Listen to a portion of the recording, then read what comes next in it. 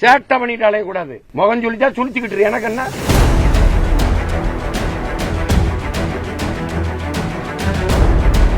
திமுக அல்லக்கை பேரு இந்த வாடகை வாய் நாய் பேசிக்கலாம். வேற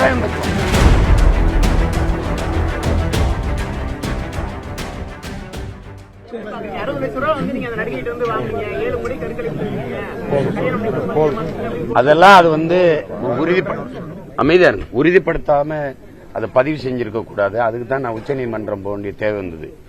நீங்க கஷ்டத்துல என்னை சந்திச்சாங்கன்னு சொல்றீங்க. அப்ப 60 லட்சம் ரூபாய் எனக்கு கொடுத்தாங்கன்றீங்க. இதெல்லாம் எப்படி? அப்புறம் 50,000 என்கிட்ட வாங்கினாங்கன்றீங்க. கஷ்டத்துல இருக்கிறவங்க எனக்கு எப்படி 60 லட்சம் கொடுக்க முடியும்? 60 லட்சம் கொடுத்தேன்னா முதல் புகார்ல ஏன் அதை பதிவு செய்யல? நீங்க திருமணம் ஆச்சுங்கிறீங்க. முதல் புகார்ல திருமணம் ஆச்சுன்னு சொல்லியிருக்கணும். 7 முறை கருக்கலைச்சிருக்கோன்றீங்க. 7 முறை கருக்கலைச்சம்னு சொல்லியிருக்கணும். அப்ப 60 லட்சம் என்ற பணம் வாங்கினாங்கன்னு அதுலயே சொல்லியிருக்கணும். அப்புறம் 2வது குற்றச்சாட்டுல சொல்லியிருக்கணும். இல்ல 24 தேர்தலில் வரும்போது நீங்க உட்கார்ந்து வீரலட்சுமிக்கு பக்கத்தில் உட்கார்ந்து பேசிதான் அதை பேசுறீங்க. இப்ப இந்த நாடகத்தின் திரைக்கதை ஆசிரியர்கள் யாருன்னு உங்களுக்கு தெரியும் நான் நினைக்கிறேன். இப்ப இது நினைச்சு பேசும்போது இது எப்படி எடுத்துக்கிறது?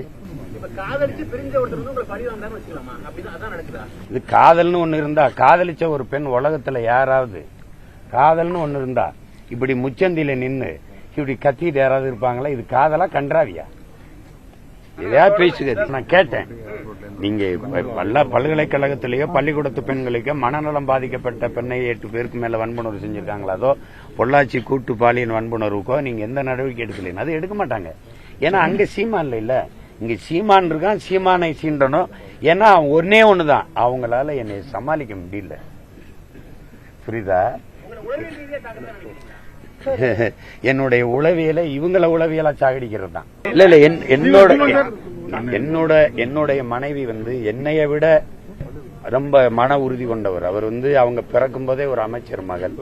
எங்க மாமா உங்களுக்கு தெரியும். அவங்க இந்திய குடிமை பணிக்கு தேர்வு எழுதி அவங்க அதுக்கு பயிற்சி எடுத்துக்கிட்டு இருந்தவங்க.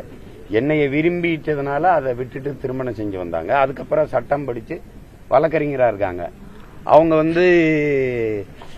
என்ன சொல்றது, என்னையே விட சிறப்பா பேசுற பேச்சாளர் எங்க மாமாவுடைய மகள். அதனால அவங்களுக்கு இதெல்லாம் சாதாரணம்.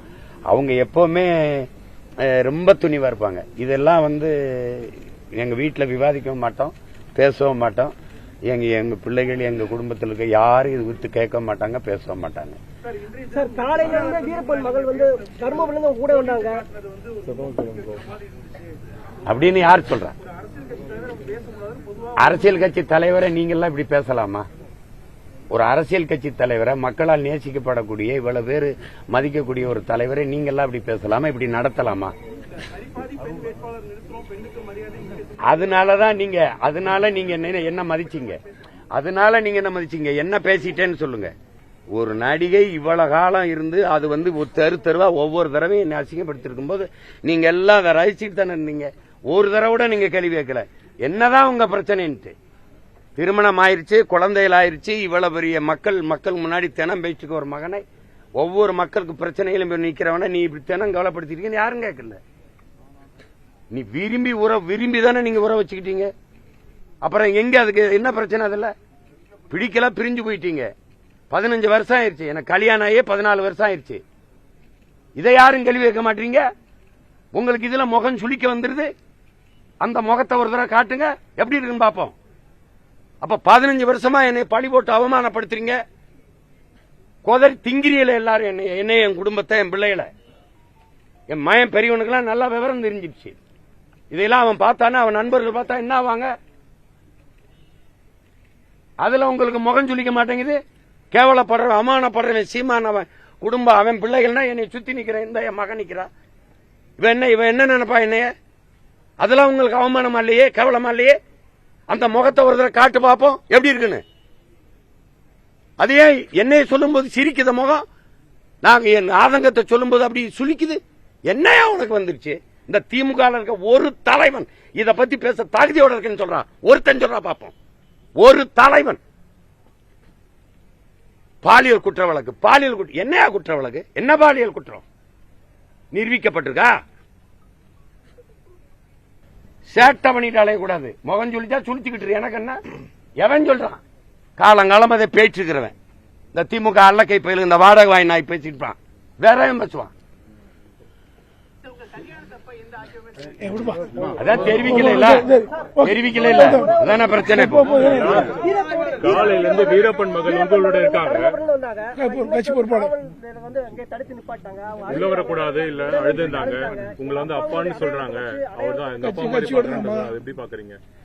என் மகதான் இல்லங்க உங்களை அப்பான்ற வீரப்பனுடைய அடையாளத்தினாலே அவர் தடுத்து நிறுத்தப்பட்டார் அழுகிறாங்க. அப்படிலாம் இல்ல இல்ல அவங்க சொல்லிருக்காங்க, அவங்க பேட்டியை கொடுத்திருக்காங்க. அப்படியா? அவங்க அப்பான்ற பேர்ல அடையாளத்தால உள்ள விட மாட்டாங்க அப்படின்னு ஒரு பேட்டியை கொடுத்திருக்காங்க. என்னடா மலை அது மட்டும் இல்ல முத்தவர தாட்டை துறைமுகம் உள்ள விடல சொல்லுப்பா, தடுத்து நிறுத்தினாங்க.